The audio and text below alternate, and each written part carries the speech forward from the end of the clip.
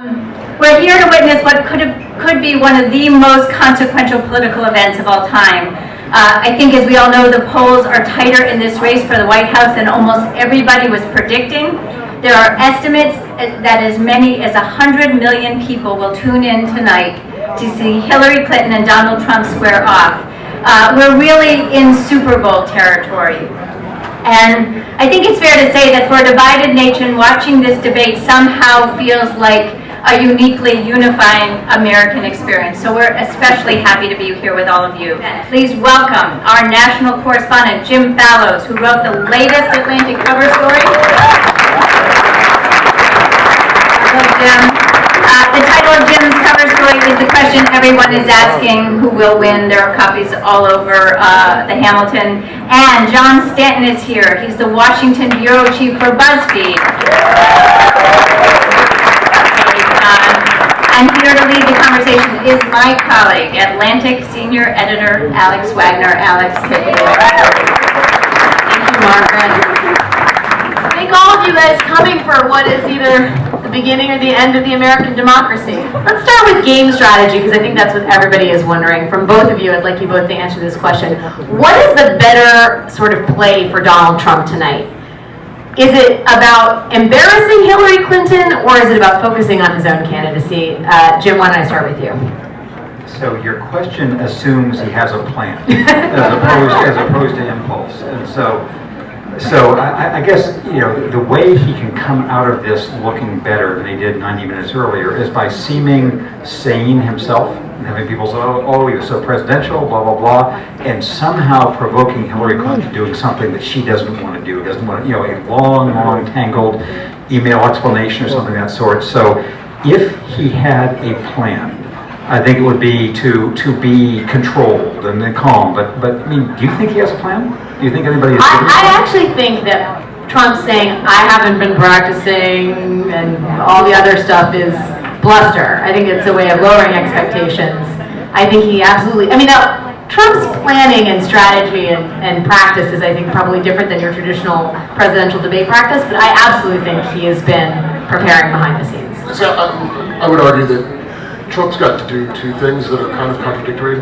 He's proven clearly that America loves a bully, right? I mean, that's what we get down with bullies. We knew that. Right, yeah. I mean, and like, he just like mocks people, makes fun of them, pushes them around, and America eats that shit up, right? And so he's got to be that, right? Because he can't go off brand. Like, that would be really foreign for him and not very natural. It'd be like wearing a not $5,000 but still ill-fitting suit for him. But he's also got to be careful, because the one kind of bully that we don't like in this country is a man that bullies a woman. Right. As he also proved during the debates with Carly Fiorina, which is really like the only time he got nailed in the public's mind. Not in terms of how we talked about it, but your actual voters, they didn't like that shit at all. And so he's got to be careful with Hillary. Now, she's got a much higher threshold in the public mind for being bullied, I think, by a man than Carly did, because she's been around for so long and so many people hate her guts already. But that's going to be, I think, his biggest struggle, is to still be himself, but not crossing that line into like a dude pushing a woman around. Yeah, and I think the Fiorina play is something that the Clinton team, I'm sure, has studied in exhaustive detail. Where do you think Hillary Clinton needs to be on this? Is it about, you know, a lot of people have argued this is about her making the sort of the biggest case yet for why she's running for president. Other people have said it's about humiliating Donald Trump. Which do you guys think it is? I think all she has to do is get him to bully her hard. She needs to make him treat her the way he treated Carly Fiorina, the way he treated the moderator from Megyn Kelly. I like that you couldn't remember that. Yeah. Not that I'm not a huge fan of Megyn Kelly. Anyway, go ahead. It feels like it's an eternity ago that happened. But like, you know, like if she can make him act that way, she wins, hands down. Doesn't matter. She could, you know, be like, I killed Vince Foster. No one would remember that. Like, they would not. They would just remember him being a jerk to her. So if she can force that out of him, she wins. Jim? So I have a reverse triple backflip theory here on the gender challenge for Hillary Clinton, because as we all know, as I talked about in my article a lot, there's just this narrow line that women have to walk in American politics. Oh, really? This has never occurred to you before. But I quote experts, all female, to this effect, how there's a codicil for Texas women like Ann Richards and Molly Ivins, but otherwise exception. One is, as John was saying, his personal bullying, which allows her to fight back in the way she did with the Benghazi Commission. And I think the other is that he himself seems just to cower in the face-to-face presence of women who fight back. So I think that the fact that Hillary Clinton does best when bullied, Donald Trump does worst when confronted by an actual woman in his face, I think that gives her an advantage. I think Jim has an incredible piece in The Atlantic, which is also available online, though we encourage you to subscribe to the magazine. And you're right, most people I spoke with recommended a picador-like mocking approach, designed not to confront Trump directly, but to cumulatively provoke him into an outburst.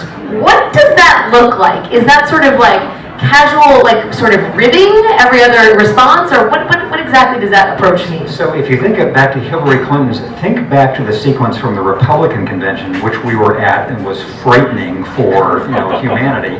The Republican convention really seemed like Trump was on a roll. The Democratic convention, they had this panorama of a different kind of America, and Hillary Clinton with a very wry, almost Obama-like mocking of Trump, a man who can be, taunted by provoked by a tweet, etc. And I think if she could be picador-like, make fun of the things that he is most sensitive about. Number one, that he's not really rich, and number two, that he's not really smart.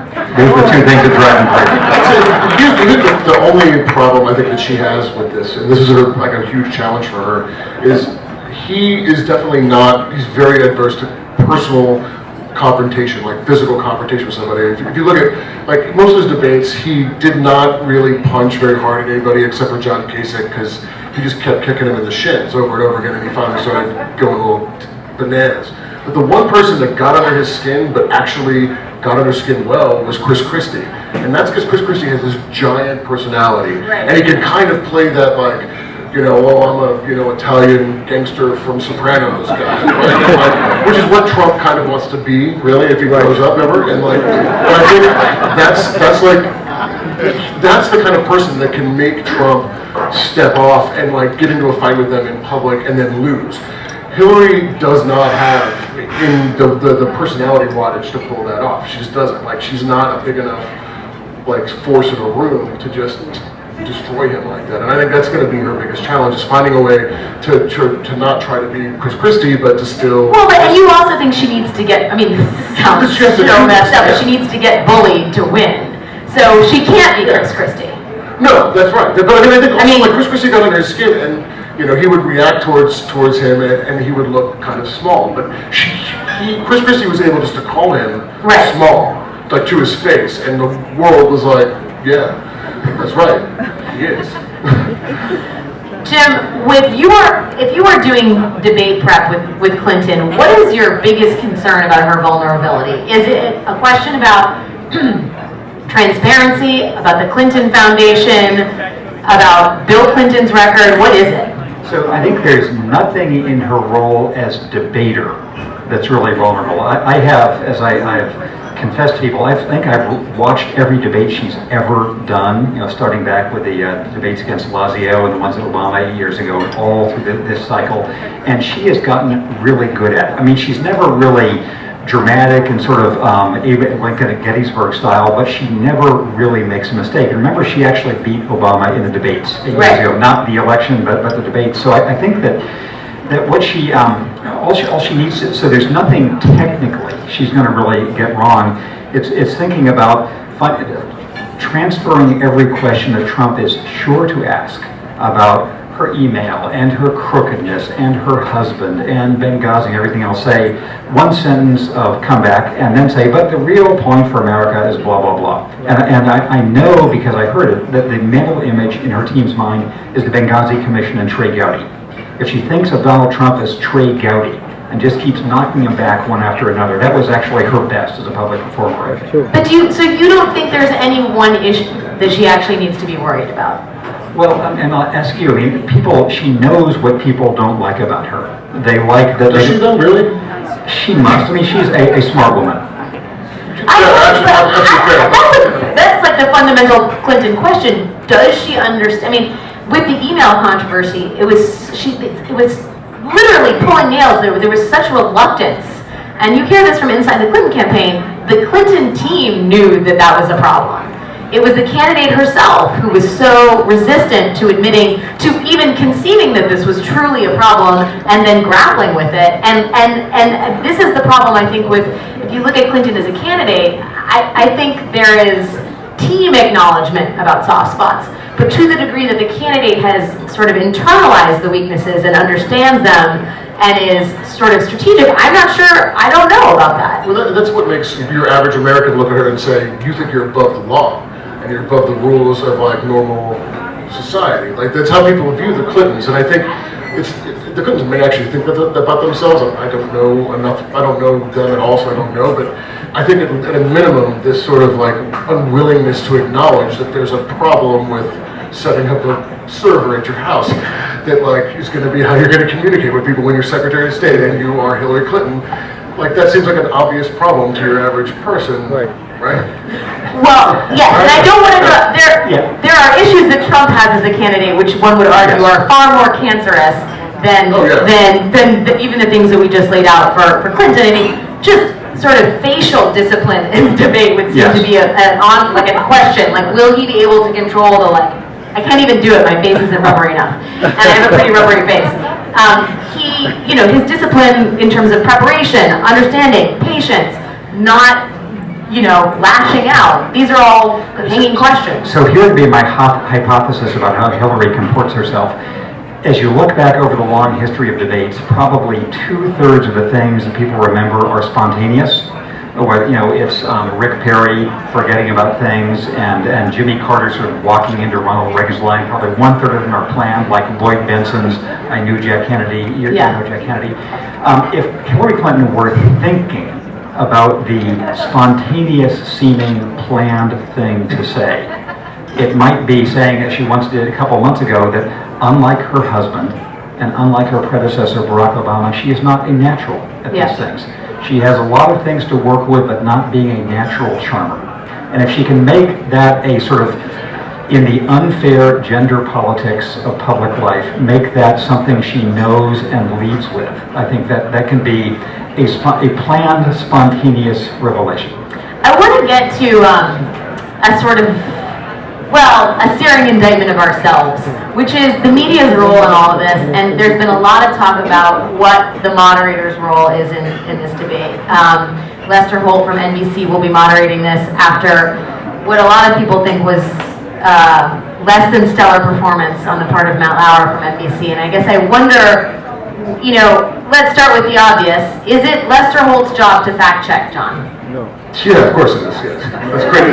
This whole notion that it's not is insane.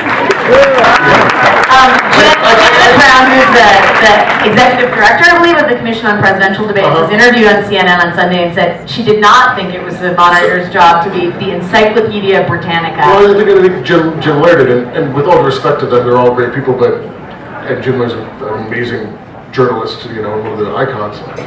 But they're also working in a world that just does not exist anymore, and they think they are. And presidential candidates would talk in nuances. It was a more gray area for a moderator and reporters, but now there's no gray area. Like that's a lie, and you just call it as such. Go ahead. So I recognize this as being different from an interview show. And Lester Holt's job is not to sort of interrupt and say, well, do you mean to say X, Y, and Z? But I think there is a historical example that shows what he both can and should do. That was back in 1976, back in the Stone Age when I was working for Jimmy Carter. I was there at the debate where he had with Gerald Ford, and Gerald Ford made a well-intentioned but really stupid-sounding comment that Poland was not under Soviet domination. And Max Frankel, from the New York Times, one of the panel of questioners said, "Excuse me, Mr. President, do you really mean to say?" And so I think that's the kind of thing where you are the representative of the truth, the Iraq War. But I think he can follow up and say, well, excuse me, Mr. Trump, but how about X, Y, and Z?